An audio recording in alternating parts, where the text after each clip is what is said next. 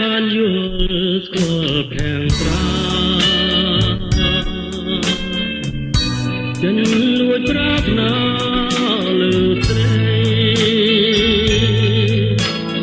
គេក៏មិនលួច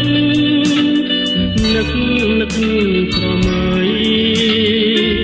ឃើញតែខាងស្រីជាប់នឹងមេត្រា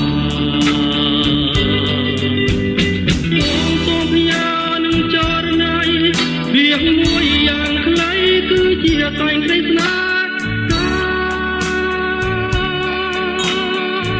សូមអូនមេត្តាដល់ចំរៀមផងដែលបំណងបងស្នេហ៍តែបលែពីស្រី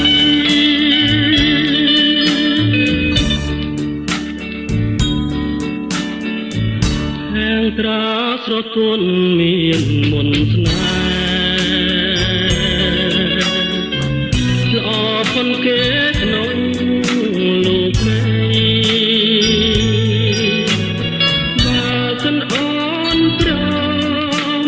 រួមពីសម័យកែបុំព្រួយចិនដាបងសូមច្រៀងចំរៀងស្នេហ៍ច្រៀងភ្នំបំពេប្រលឹងដែលរៀងស្នេហ៍បាត់ដល់កាលណាសូមចិនដាចេះប្រណីចិត្តថ្លៃចែកខានទៅកូនដងតស្នេហ៍របស់បង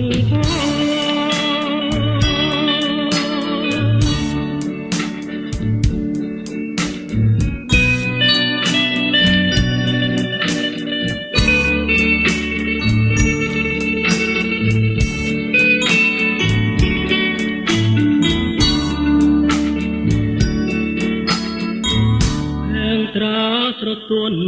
មានមន្តស្នេហ៍ល្អប៉ុនគេក្នុងលោកនេះបើសិនអូនព្រមរួមពីសម័យចរណយកែបុំព្រួយចិនដា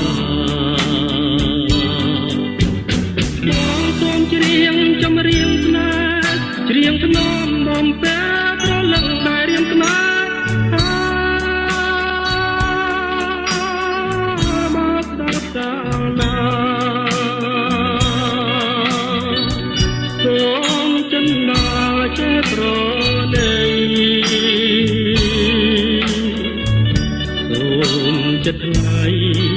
ចែកខន្តីសនដង